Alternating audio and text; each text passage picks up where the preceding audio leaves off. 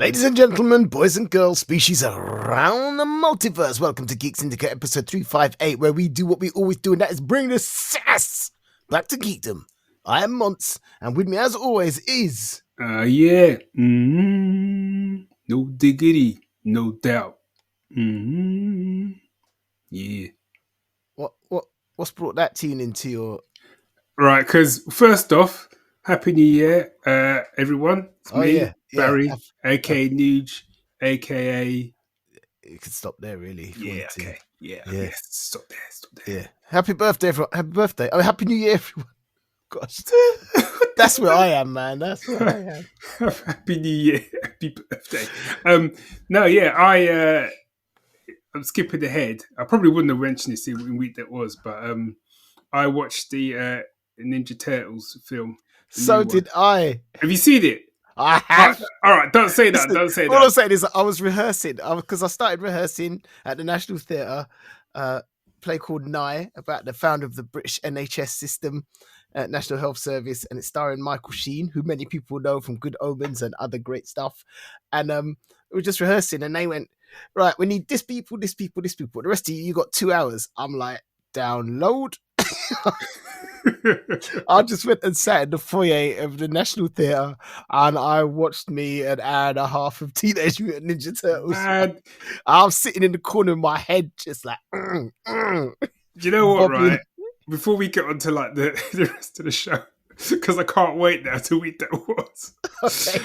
All right, and big up to Stace, because it was Stace that kind of put it on my radar and kept on. I had no idea. I had no idea till you messaged me. Oh, fuck! Look, I said this, and people that listen to both this show and Stace Spray in the Morning, apologies because you're going to hear the same conversation.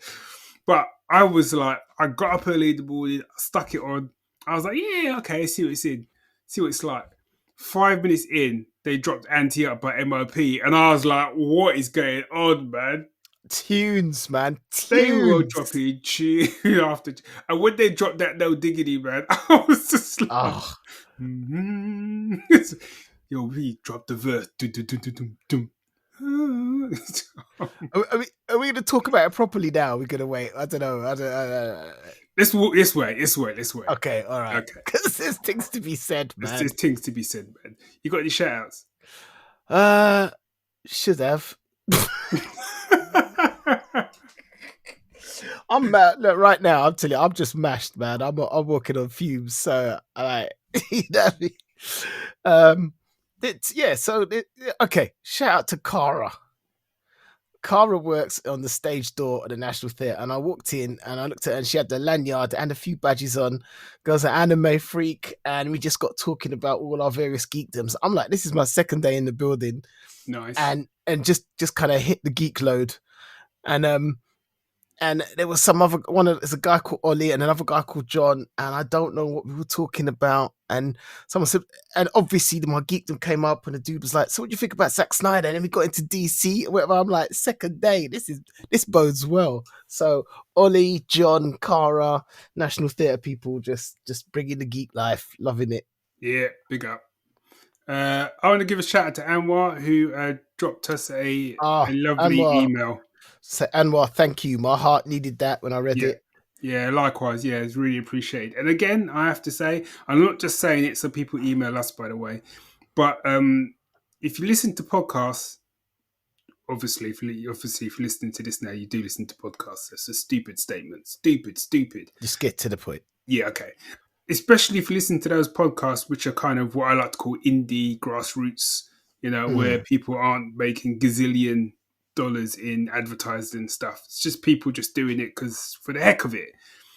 I kid you not, the currency that you will get from just dropping someone a podcast that you like an email just to say, hey, love the show, is priceless.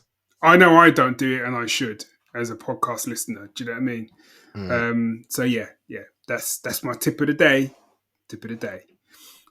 Okay, so shout outs covered. I ain't got no news because I've hardly had my head above water. So yeah. Oh, I've got a bit. Oh, before we get to news properly, I want to give one quick last shout out to my wife, who probably won't listen to this episode until after I've passed on, because she doesn't listen to the podcast. So, do you know what I mean? Yeah. So, but right, so she got me. I don't know if you remember. I think it was last Christmas, not Christmas just gone, Christmas before. She got me Lego Yoda.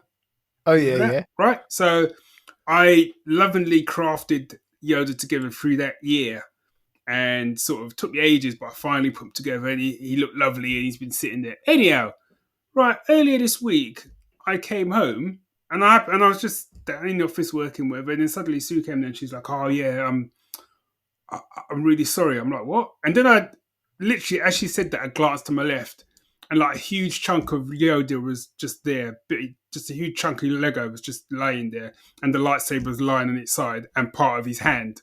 Oof. And I'm like, "What the hell?" And then she she was like, "No, but I wanted to show him to someone." Okay, so it was an accident. Yeah, I'm getting that. Like, didn't even attempt to put it back together. It was just like, and then she said, "Well, if you'd put them together properly, it probably wouldn't have happened. It probably wouldn't have fallen off." And I was like, "Wow, wow." Oh boy. Ladies and I got. gentlemen, that's how divorces happen. I'll just stay out of this one. You'll carry on, tell your story. I'll just go sit here quietly, do the odd little laugh. Yes, because you don't want to take sides when she comes knocking on your door. What do you mean you Absolutely. said? I ain't a fool. Yeah, I ain't no know. fool. Hey, well, I'm editing this, so I might just. Nah, I ain't afraid of no Sue. You know what? I knew that was coming. I ain't afraid of no Sue. I mean, I am, but you know. Yeah, exactly. Anyway, news.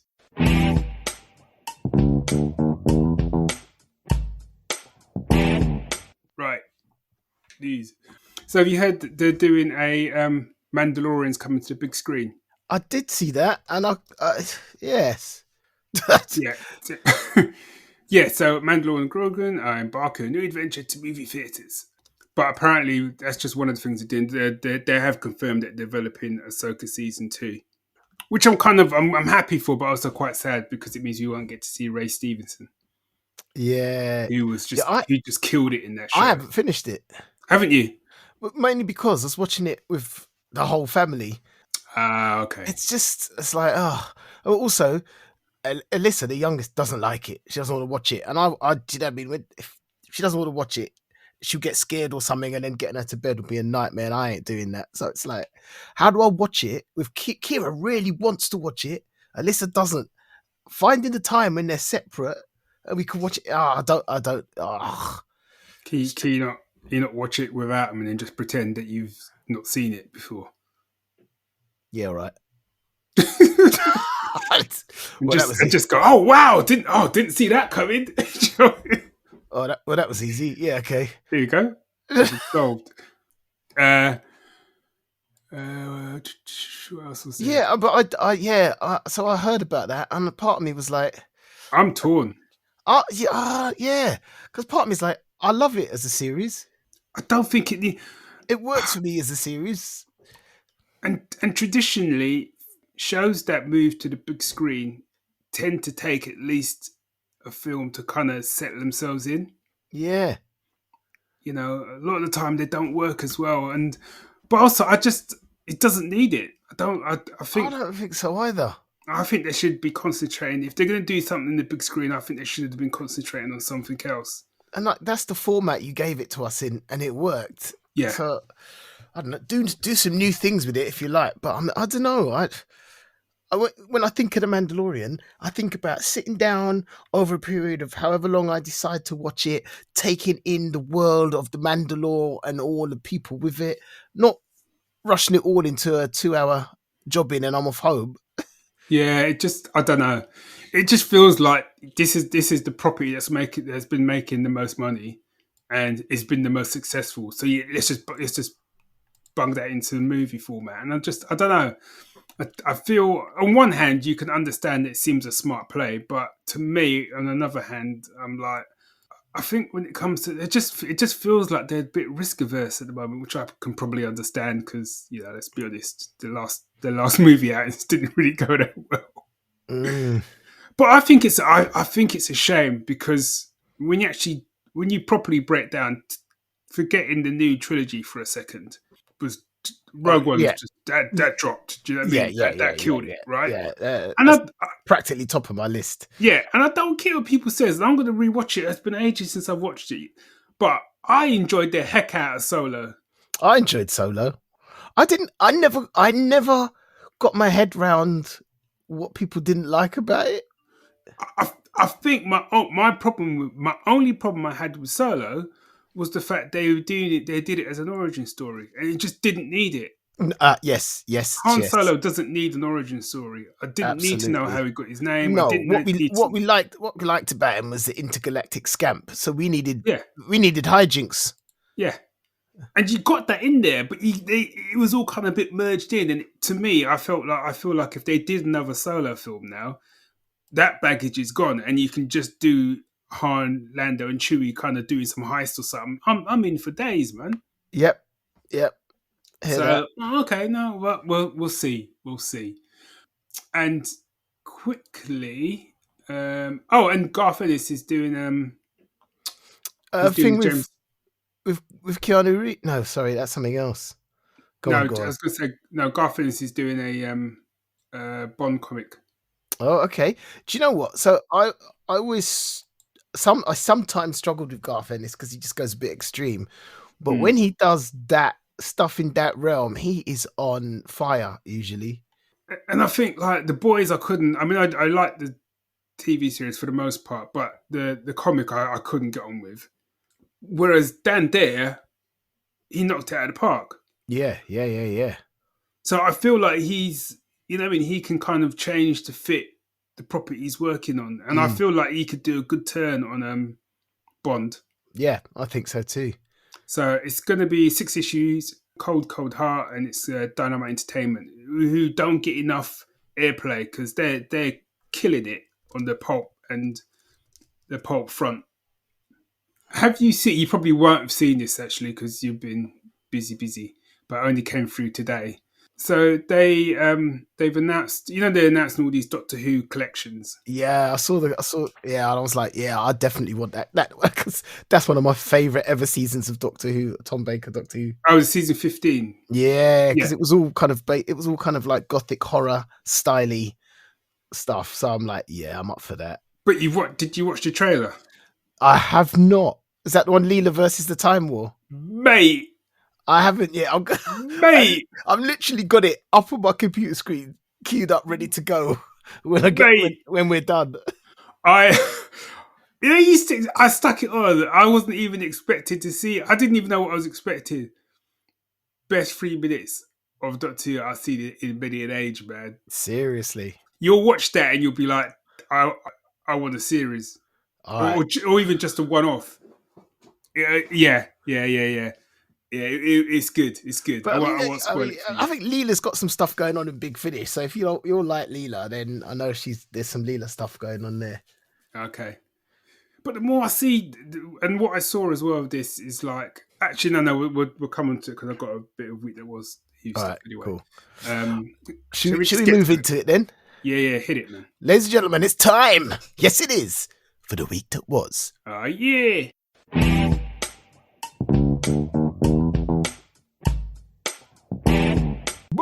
Boo, big bocha.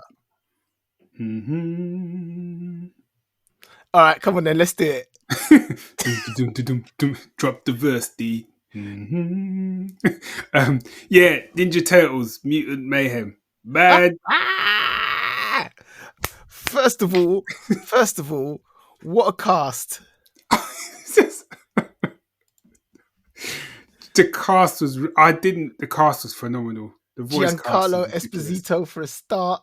Yeah. Maya Rudolph was in there, if you know she is. Seth Rogen.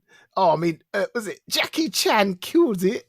I didn't even realise until Stace told me that Jackie Chan was Splinter. Yeah, Ice Cube was in there as Superfly. Ice Cube killed it, man. Yeah, John Cena, Paul Rudd. Me. Yeah. Ice Cube was on fire, man. Oh man. That also means Superfly. I was like, come on, yes. It was such a good film. Oh, it was so. See, all right. So here's the thing. I was very unsure because they completely, in a way, they completely rewrote the origin. They completely, they were Yeah. much more kind of geeky kids who had learnt to fight. Yes. Splinter wasn't part of some big clan. He was just different. But but the spirit of it remained true. Yeah, I know. That's what I mean. It was weird. Because I've seen a lot of other properties where they've tried to do that kind of massive reinvention, reimagining almost, and it's just not worked in the slightest. But it worked. Yeah, so did.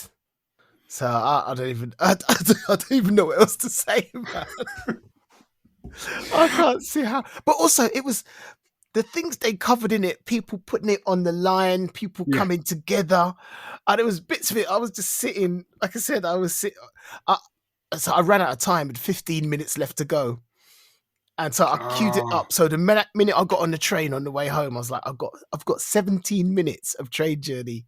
Yeah, I can get it done. And I was on the train, and it was all I could do not to go, come on. And the choreography, Yeah, was fantastic, and like the cut scenes and montages, it was just great. I loved this film. it was so good. It was so good. So the guy I mentioned from my cast, guy called John, he saw me watching it and he went, "It's good, isn't it?" I went, "Yeah." And his take was that he wasn't sure, because after watching Spider-Man, Across the Spider-Verse, he was going, another animated movie, what can they do that's going to top that? And he goes, it was so different. The animation style was so different to anything you'd Yeah. ever seen that it stood apart on its own 2 feet and was better for it. And my kind of take on it is, and I think I've not watched the speech, but I think is it Del Toro gave a speech where he was talking about animation. He was kind of like, I wish they'd stop like just looking at it as just something for kids. I'm sure he was saying it. I say Del Toro because I can never pronounce his first name. Apologies, but he's a guy who did like Hellboy and stuff. And I'm kind of the same ilk. Now, I don't have a problem with the fact that animation is for kids. I mean, I loved watching cartoon stuff growing up and stuff like that. But now we're at a stage where like some of the stuff that's coming out, whether the animation should be for everyone. Yeah. And that's what he said. In the same thing that we used to say about comics, what he said was animation is a medium. Absolutely. Absolutely. And when you see, I don't know, I'm saying this about a film that's kind of aimed at kind of younger audience members and stuff. But when people talk about adaptations and they get excited because something's coming to like the big screen as live action, there's so many of these properties where I'm like, man, I wish they would. I'd love to see that animated right. Because what films like the Spider-Verse films, I still haven't seen the second one yet, but what films like Spider-Verse and like Ninja Turtles and a lot I can't believe I forgot it, man. Blue Eye Samurai, which I watched over Christmas. Man, that was the one that's aimed at adults. Yeah, no two ways about it. You know what I mean? You're not sitting with Alyssa going, "Oh, let's go watch a bit of Blue Eye Samurai." That's not happening. You know what I mean? Hell no. And it worked, and it was beautiful and stunning and horrific, and you know what I mean? It was. But for me now, for a lot of things, especially if you're looking at comic adaptations and the more the fantastical side of things, my go-to is animation. I know we've said this before, but if someone said to me they're gonna do a BPRD film, I'm like, no.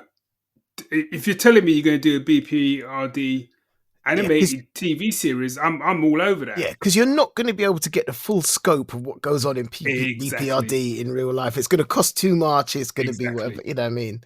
So yeah, I'm just looking through some of the awards it's been nominated for, and it's pending. I'm guessing pending means it's on the long list for this.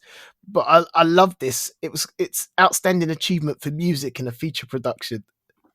I tell you, whoever like came up with the idea to use like old school tunes and hip hop and rap in that film, he deserves it. He or she or they deserve an Oscar. For real. I tell you. And if not, whoever you are, give me a call, man. And me and we'll rock up with a bargain bucket and we'll just like chill out, play some tunes. So the other ones, it's been nominated for a whole lot. It was a runner-up for Best Animated Film in the Boston Society of Film Critics Awards, whatever that is. But the one it's actually outright won at the Heartland Film Festival was the Truly Moving Picture Award. There was some truly moving moments in that film. No, there was actually. No, there was. There was. Yeah. It was just such a good film. So yeah, I could go on about this for ages. So let's move on quickly before I let you take over. I just wanted to say, because you recommended this to me, I read The Hard Switch. Oh yeah, the comic. Yes, this is a comic which is I'll read the blurb. Ada, Hiker, and Malik are on a mission, one last mission before everything everywhere shuts down. They're raiding old abandoned spaceships and wrecks for the sometimes expensive parts, and they make just enough money to get by. But living the nomadic exploring life isn't sustainable when they can't afford fuel anymore. The time is coming when the mineral that makes inter-system jumps possible runs out. When it does, the scattered inhabitants of the vast galaxy will be stuck where they are. Everything will be different unless the discovery in the latest wreck, Ada, Hiker, and the Malika scavenging can unlock a whole new kind of interstellar transit. Mate, that was a comic. Wasn't it? Wasn't it just? Man, that was a comic. This was by Owen D. Pomeroy? Yeah. Yeah, something like that. I loved it. I loved it. And it was kind of, I was properly engrossed in it. And I was kind of like, it had a kind of European vibe to it, the art. Yeah. And the universe has got that kind of lived in vibe. I hate to be that person that always says it, but it was giving me kind of Firefly vibes. But there was there was some Star Wars stuff in there, but more from a kind of Star Wars without the Jedis and the Empire. Do you know what I mean? It was more that kind of just roguish. And there's a touch of the Tintin about the art. Yes, I was going to say it had a real Hergé art style to it, which I loved as well, but was really detailed. I mean, you know what? You don't realise, because it looks so simple, the art. And when you take your time and look at it, you go, there is detail here. Yes. Yeah. And like you said, the universe just felt lived in. I mean, I read it twice because, like I said, I realised that I wasn't seeing a lot of the background. I wasn't seeing a lot of what was going on. I went back through it again just to appreciate the art without racing through the story, which is what I did the first time. It was like, quality. And literally within 2 pages, I loved them. The crew, the ship's crew. Yeah. You loved them. I hope he does more. Yeah, oh no, it has to, man. It's just one of those ones where I need to know. Yeah. Owen, if you're listening, man, crack on. Yeah, absolutely. Right, over to you, man. So, Siobhan and I decided that we wanted to watch the latest Mission Impossible offering. Oh, yeah, I've seen this. I haven't seen it yet because I realised I don't think I've seen the last 4. Oh, wow, okay. No, that's not true. I don't think I've seen Fallout. No, not Fallout. I think Ghost Protocol was the last one I saw. Oh, okay. I can't remember what the order is now. I know Fallout was the one before this one that's just dropped. No, not Fallout. Yeah, Ghost Protocol. Then there was Rogue Nation. Then there was Fallout. And then there was the one that's just dropped. So I was like, you know what? I don't even remember what's happened in any of them. So we started again. Oh, that's what I wanted to do, man. I'm envious. So and it was so, and so we watched 4 of them: Mission Impossible 2, Mission Impossible 3, and Ghost Protocol. Mm-hmm. And what struck me was the time jump. So you realise the first one was 1996. Wow! And let me tell you, technology-wise, yeah, that was old school. Like, big old cathode ray tube computers. Yeah. And I was like, and like people using phone boxes. Do you know what I mean? Yeah. And I was like, and then I kind of remembered it when actually I enjoyed this. I did enjoy it. It was all a bit because I was trying to adhere to the original theme of the Mission Impossible TV series, which was you never knew they were there. Yes. Yeah. And that was their aim. But because it all blew up, it kind of whatever. And it was okay. It was quite hard because like in the beginning, the boss of their team gets killed and his wife is there. And I'm like, she ain't acting like no grieved widow. She ain't acting, which are like sus to begin with. But I enjoyed it. Mission Impossible 2. I got This bored. is the John Woo one, isn't it? Yeah, I got bored. Yeah. It was like if you had cut out men and women staring at each other longingly, I was driving. You'd have shaved about 20 minutes off it. Do you know what I mean? I was like, yeah, and I was like, I came out and I was like, I just watched it. I appreciated Thandie Newton's performance, but and Doug Ray Scott, who was the rogue IMF agent, but well, yeah, whatever. But that was 2000, so there was a 4-year jump between the movies. Yeah, and then Mission Impossible 3 was 2006. Yeah. So I mean, that's like 10 years after the original Mission Impossible 3. I was like, now we're talking. That's why with Philip Seymour Hoffman. That was tough, man. That was tough. That was tough, man. And he was a proper villain, man. He had no F's to give. Do you know what I mean? He was like, there was nothing subtle about it. He just like hurting people. Yeah. It's like even when they had the guy dead to rights, he was like, "Who are you? Who are you? Who do you work for?" They were gonna throw him out of an airplane. And he's like, "I will find someone you love." Yeah.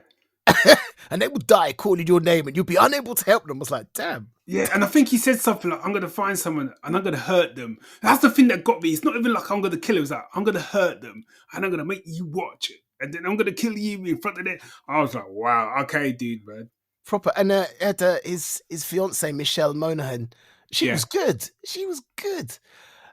And then Ghost Protocol's 2011, so you've got another jump. And Ghost Protocol, that's the one where Simon Pegg comes out of the office and he's like doing his first kind of like mission stuff. Oh yeah, I don't remember that one that well actually. Yeah, and they have to break right at the beginning. They have to break Ethan out of a Russian prison. Yes. Yep. Okay. And yeah. that was good. So the last two I've enjoyed, and I'm actually really looking forward to the next one. I have no memory at all of the other ones coming up. None. So you don't. So yes, the one you got coming is Rogue Nation. Rogue Nation is good, man. I like that one. And you've got Fallout with Henry Cavill in it. Yeah. Yeah. Do you know what? As I said, man, and I really liked the latest one. But weirdly, I really liked the latest one, but I preferred Fallout. Right. Okay. I'm interested to see how you find it. But recently, when you were saying that, I actually went way back, and watched the very first episode of Mission Impossible. That's on my list. Oh, I'm doing that. Apart from kind of, you got to, I think as well, like you've got to remember if you're going to make the decision to go back and watch these things, you've got to remember they were filmed and made within a different time. Absolutely. And you got to make allowances for that.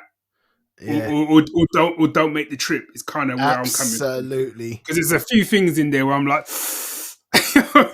yeah. However, it holds up, man. And what I love about it is, I think I watched the second episode. The only downside is I couldn't find it anywhere for free streaming, so I kind of had to pay for them. So if anyone knows where like you can see it, what did you pay for it on? Was it? I might have even been on Prime. Amazon Prime. I'm gonna have to have a look because I'm up for that. Right. So if I paced myself, I could do it. But like, what I loved about it was in the second episode, like they literally set up a guy so he gets sent to a firing squad. And the man has no idea he's been set up. None. That's the idea. And actually, in one of them, I think it might have been 3. I can't remember one of them. And they pulled off this operation, and no one knew they were there. And I was like, "That's what I'm talking about." And then, of course, it all went to hell and it all blew up. And it was like, but they actually did do that. the job as stated for once. You find that most of the time it starts off with them doing the job as stated, and you're almost like, that's kind of what I want to see. Whereas the rest of it, people keep telling you they're like ghosts. Well, they know, because they spend a lot of time blowing up shit and running down the street. Yeah, Cause it earpiece. Do you know what I mean? The other thing that got me here is IMF needs to sort its business out, because the first 3 films was all about rogue people from the IMF. It's like, come on, you got to do better than that, man. You want to sort out your HR department, man. Do you know what I mean? Because clearly you got some disgruntled employees, man, that you need to be talking to. For real. But once again, I've heard some pretty horrible things about Tom Cruise, blah blah blah. But if there's one thing I can give that man, he could chip. My boy can chip. I ain't seen no other star can run like they're frightened, like he does, and his face looks frightened as well. So that's what gets me. He looks like he's struggling, man. Because I don't know if it's Rogue Nation, if it's the one before, which is in the desert. Have you seen that one? No.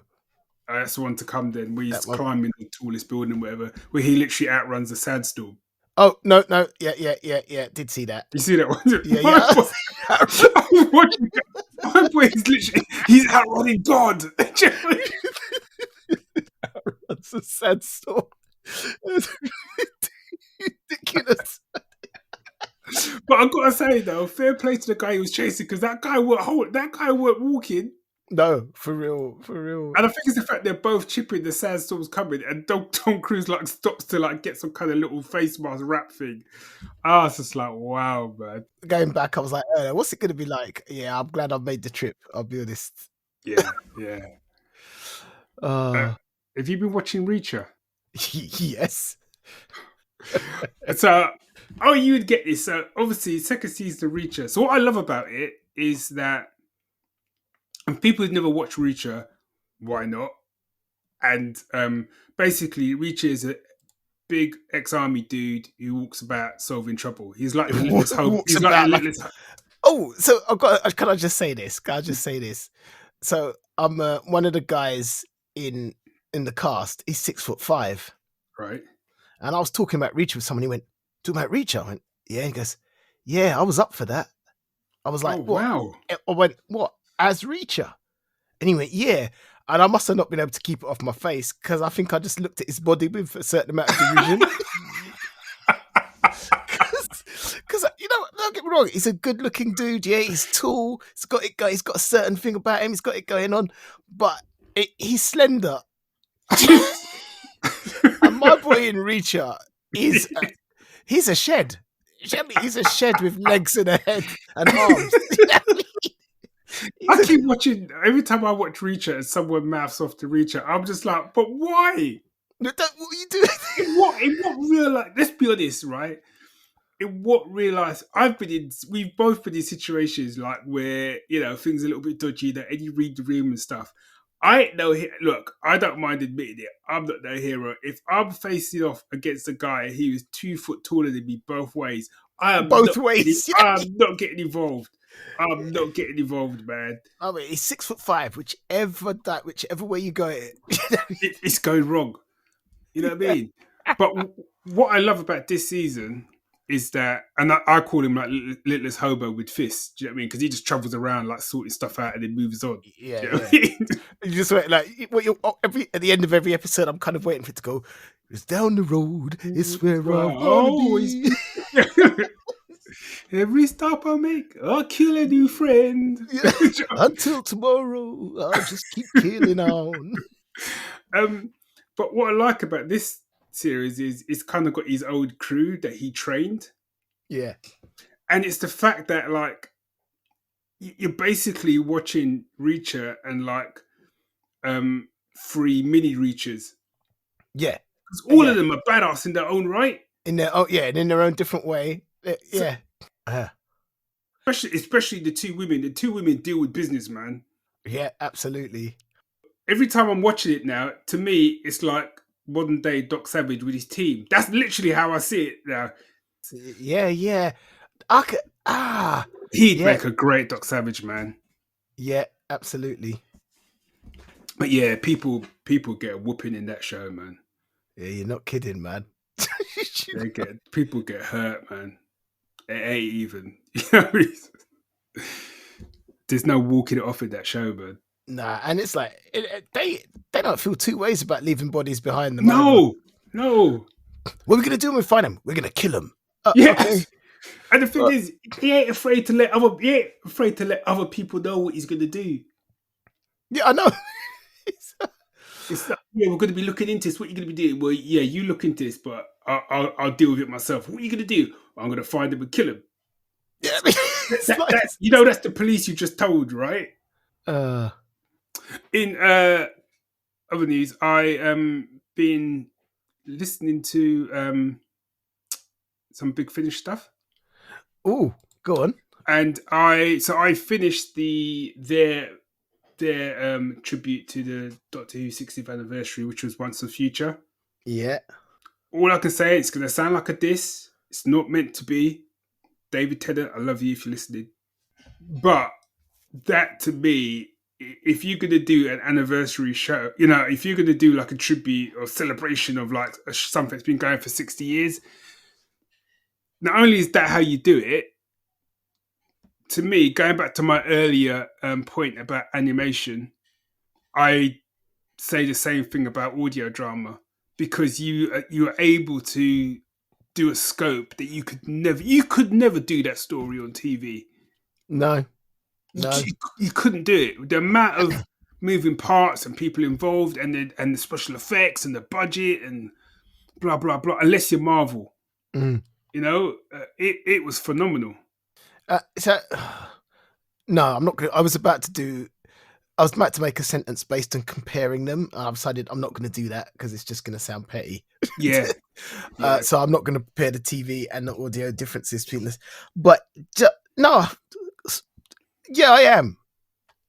But I'm going to qualify it. And here's my problem. It's not a problem. Here's why I enjoyed the Big Finish take on it more. It was a true celebration of the Doctors. Whereas this 60th anniversary on TV just felt like a celebration of David Tennant's Doctor. No, don't get me right. David Tennant's practically the perfect Doctor.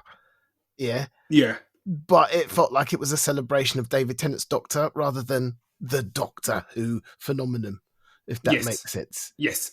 It didn't, and I enjoyed the specials and stuff, but it didn't. If you hadn't have told me beforehand that it was the 60th anniversary, there was nothing to make you go. Yeah, it wouldn't have been. I would have just thought they were David Tennant specials. You know what I'm saying? Like, it wouldn't have made me think, "Wow, this is for the 60th." Because if you told me that, I would be expecting to see cameos left, right, and center, and a much broader, more epic tale. Do you know what I mean? Yeah. Which, and I say to people unreservedly, if you want that, go listen to Once and Future. And Big Finish, for the love of God, man, sort out some sort of subscription model. Just trust me, man, you'll make a killing. Yeah. You'll make a killing. Yeah. So I've now started on The War Doctor Begins. I just want to say, I finally listened. I can't remember if the last time we talked, I'd listened to the episode I was in. Oh, okay. So I've listened to it now. You happy? Yes. Very, very happy. Because it's one of those ones where I go, I know I'm in it, but while I'm listening to it, it's so good, I forget it's me. I'm just involved in the character and the story because it all hangs together so well that it doesn't matter that it's me. And the only reason it did matter that it's me because it's me going, I'm a Time Lord, man. I've been waiting for this since I was 11. But once I got past that, I actually listened to it twice because the first time I was too busy going, yeah. And the second time I could just go in on the story and it was good. Well, see, so I've literally just got to the volume. Because you're on volume 5, aren't you? Yeah, whatever it is. So I've listened to volume 4, and I'm glad that I took your advice and did, because actually, there, like you said, is a story that builds up with that character. Is it Chase? Chase, yeah. So, you know, and that was good.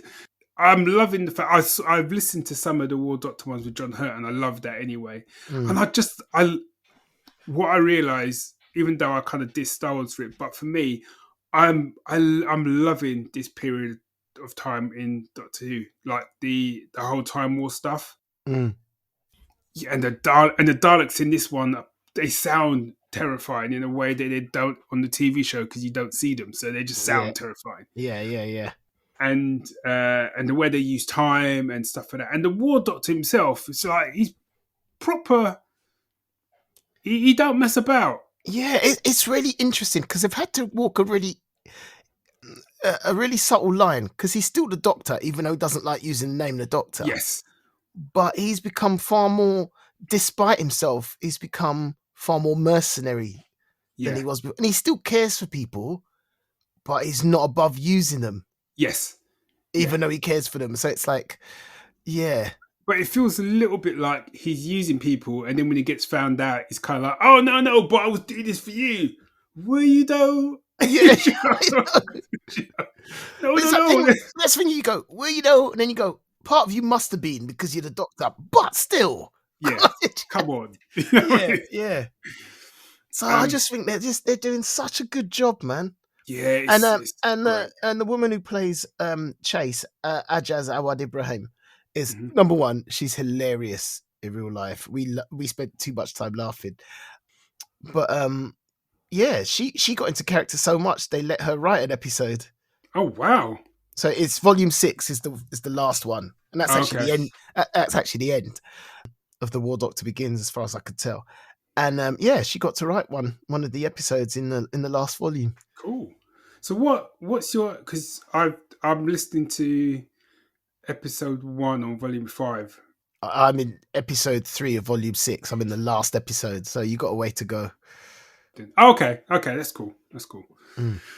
There's an episode called Exit Strategy, and that's the one I'm in.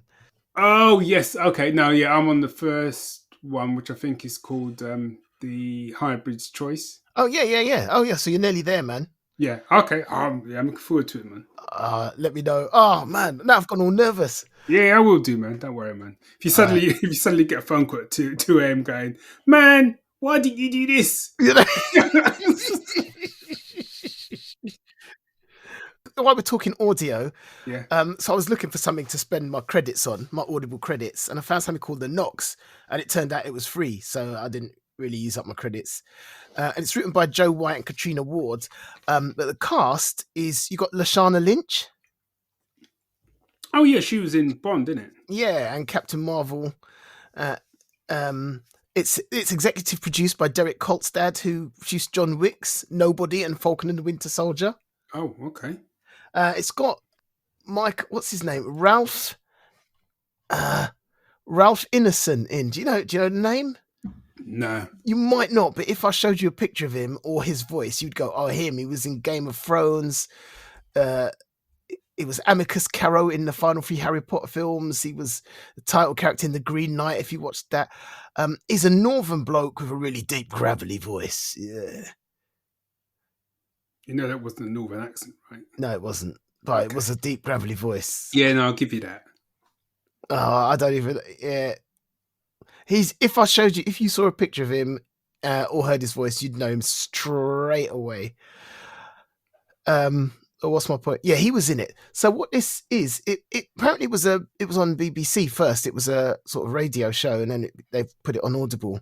Mm-hmm. And it's set in 2045 after the world's been through ecological disaster. And there's I was going to tell you about it, but I won't spoil it just in case. And it's a crew of 6 aboard a research vessel called the Knox going to the Arctic Circle because there's been some sightings of polar bears which they thought were extinct, and they thought if they can find it and save it, they might be able to save a species. It's something they can do, but they're going into 24/7 darkness. Oh wow. And so because up in the Arctic Circle, and they go in, and then things start to go wrong, and time seems to get a bit stretched.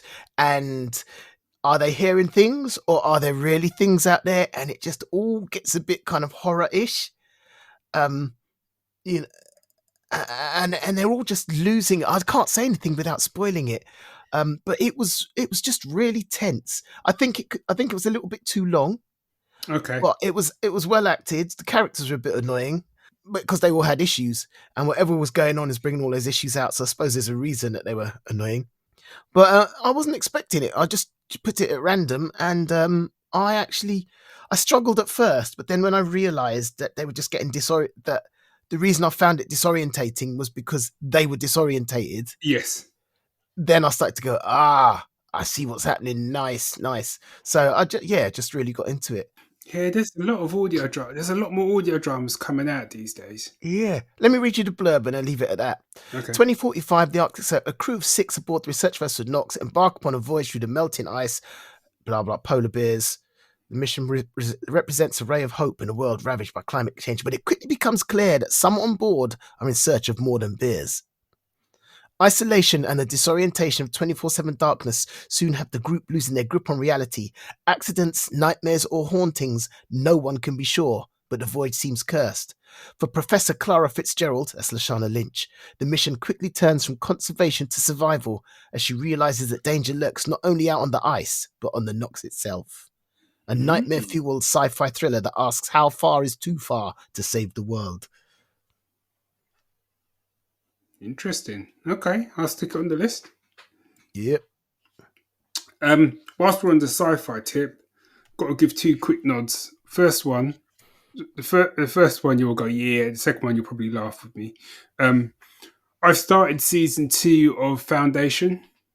Okay, nice. Which people aren't talking about enough, man. No! I don't get it, B. I don't get it. It's been picked up for a 3rd season, so I'm glad of that. But I'm like, why aren't people talking? Because it's like, when I say compared to that, but it's like intelligent sci-fi. Yeah. You know what I'm saying? And it's like intelligent to the point of like, there's some concepts they're talking about, and I'm like, I don't understand that. And I'm glad that I'm the only one in the room, or I'm not watching with Sue, where she can look at me and go, what did he mean by that? Because I'd have to go, I just make some shit up. Blah, blah, I don't know. I don't know what a prime number is, or whatever you call it. The prime radian and all the prime radius. And how is this working? Whoa, it's because it's 2D. It's 4 dimensions in 3-dimensional space. Okay. Yeah, whatever you say, boss. Yeah, whatever you say, Harry. Because I haven't got a skeeby, mate. The minute it's psychohistory, so it's a type of maths. The minute they do say that, I'm like, I feel it's ramble. I'm sure it's not. I get a sense it's all kind of rooted in like stuff that is beyond me. But I'm loving it. I'm really enjoying it. And because it was written, the books predate Star Wars, don't they? Yeah. Oh, by a long shot. But there was, a bit like the John Carter stuff. Like the more you watch these sort of these old properties, which get, re-envisioned and the rest of it, like John Carter back in the day, and like this, the more you realize that, George Lucas, man. I mean, I know people say like Star Wars was visionary and like, one of a kind. I'm like, was it though? What's cracking me up? So I haven't seen Rebel Moon. I've heard. Why are you laughing already? Because I have seen it. Okay, man, I've heard 2. I was going to say 2 good reviews of it, but I haven't. I've heard 2 okay reviews of it, and I've heard about 97 really bad ones. But the biggest thing people seem to be saying about, and the thing is, the bad ones have never made me want to watch a movie more. Yeah, you should watch it. But the thing people saying, it's so derivative of so many other sci-fi things, and I'm like, everything is. Star Wars is so derivative of Valerian and Laura Lane to begin with. Even the start of Star Wars, where it's like A New Hope and the title thing goes up into space, blatantly nicked from the Flash Gordon Republic serials back in the day. You know what I mean? But that's all right. If it works and it's good, I'm all for it. If it don't work, that's where you got a problem. Rebel Moon. But the thing with Rebel Moon is it really that bad? Look, the thing with Rebel Moon is, and I said this to Stace, and she hasn't seen the film, but you will have seen the film because me and you saw the film together when we were kids, right? basically it's a big budget version of Battle Beyond the Stars. Right. So, right. However, yeah, I was gonna say you're not putting me off with that. No, if I had the choice, I would quite happily, me and you, open a bottle of whiskey, put our feet up, get a bargain bucket, and watch Battle Beyond the Stars again. Okay. Then watch that film. I'm gonna watch it. And I don't even have a problem with Zack Snyder. I've never had a problem with that. No, I'm not. You know what I mean? I'm not a Zack Snyder worshipper or a Zack Snyder hater, and I don't quite get either. I fell asleep 2-3 times whilst I was watching it. Oh. It's not even about. It wasn't even about characters, right? Because when people say like, there's no characterization, I've watched films with the characters as flat as anything, and I've enjoyed the heck out of it. Yeah. Right? Because there's something. Because the characters are fun. Mm-hmm. You know what I mean? Han Solo isn't that complex a character. Let's be honest. None of them are. But he's fun, so you roll with it. But in this one, I'm just like, I mean, there's flat and there's flat, man.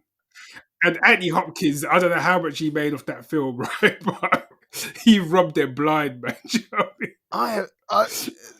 The thing is, you gotta watch the it, more you talk, the more I want to watch it. Yeah, what I was gonna do was wait until everyone forgot about it, so there was no hype. But I don't think, from listening to you, I'm not sure that's gonna make a difference. It's not gonna make a difference. It's not gonna colour your, in that case, your views. I didn't. My thing was it once, right? I didn't hate it. Some people despised it. No, I've heard people go, you know what? That wasn't a good movie, but I've watched far worse. Yeah, but I think people that are making all the Star Wars analogies, I'm like, look, go and watch Battle Beyond the Stars or go and watch Magnificent Seven because that is what he's doing. Mm. That is literally what he's doing, but just not well. Okay. Yeah, but yeah, Foundation's great. Also, I've watched all of Star Trek Discovery now, the 4th season. Right. Do you want to know what my takeaways of that 4th season was? I want to know so badly. So overall, then we might have to call it a day. Yeah, we'll call it that. Overall, I enjoyed it. Yeah, I actually did really enjoy it. You know, the things what I learned from Star Trek Discovery season 4 was, one, my boy Pike and his crew would have dealt with that in 2 episodes. Fact. 3 at a push, right? Because they wouldn't have been talking after that. They were just dear Lord! Shut up, right? people. What I realised watching Star Trek Discovery, I suddenly understood why on Star Trek The Next Generation they had a ship's counselor. Well, they had a counselor. He was just rubbish. No, but he was the doctor trying to be a counselor. But my thing was like, a doctor is not a counselor. What made him suddenly go? And you know what I mean? I know a lot of doctors. They ain't got no bedside manner. You're lucky. And I see, being a doctor doesn't necessarily make you a compassionate person. You know what I mean? No. Well, actually, being a counselor doesn't always make you a compassionate person. But I'm like, you're a doctor. You got enough to do with keeping up with the needs of the diverse crew that you're meant to be treating, let alone working out how to deal with. How many people on that ship? You could find someone else. Back in sick bay, people are dying left, right, and centre. Do you know what I mean? Exactly. Well, he's just where's the doctor? I don't know. Well, he's indulging in a talking therapy. You know? You know what I mean? Go do your real job, mate. That's what you're paid for. I'll tell you my other problem. That crew didn't have to go into the future with her. Yeah, they all decided they were going to go because Michael was one of them. Yeah. But no one on the bridge talks to anyone else on the crew. The bridge crew just keeps to themselves. They party on their own. Yeah. And I was like, there's no community on that ship outside the bridge crew. You know, it's the bridge crew. There's everyone else. I'm like, you're travelled across 1,000 years of history, yeah, and you ain't even bringing it out. It's just rude. But I know you tried to prepare me for the fact that they spend a lot of time talking about their issues and their problems and stuff. Not just talking, power whispering. Yeah. You know. But what you've got to realise is that somewhere out there, a star is shining, and it gives us hope. So we must continue to episode 359. Maybe I can do just one more episode. Thanks, Dave. You will find the strength within yourself, Barry. Jeez, I've annoyed myself. Yeah, me too. And I think the other thing that kills me is the fact that they do it at times where like the ship is blowing up left, right, and centre. Red alerts going. You've got people flying people are left. counting down from 10. Yeah, you know what I mean? And it's like, can I talk to you? I think there was literally one where all this was going on, and then she goes, "Can I talk to you in my ready room?" And I'm like, "What the hell?" Because that's not even like you can't. That's not even like you could have whispered. That was the time you could have whispered, but no, Yeah. you took a small journey. You literally left the bridge whilst the ship was imploding. I'm not a ship's captain, but I'm fairly confident that's probably not going to look good on your like 6-month performance review. I'll tell you my other problem. We have travelled, 1,000 years into the future. You couldn't even let me glimpse the bridge of another ship. I think we did see one before they blew it up. Okay. Or just have a spend a little time with a competent captain, because it's like them future boys can't do nothing. Yeah. They got no game. These people come out of nowhere, yeah, and suddenly they're all more senior than people have been there giving it their all for the last 1,000 years. I'm like, come on, these people endured in hard times, man. Surely they got more to bring to the game than than they did. They were useless, man. Yeah. I mean, to be honest, yeah, without Discovery, they were dead in the water, man. Well, they were literally dead in the water. Yeah, I did like the Admiral.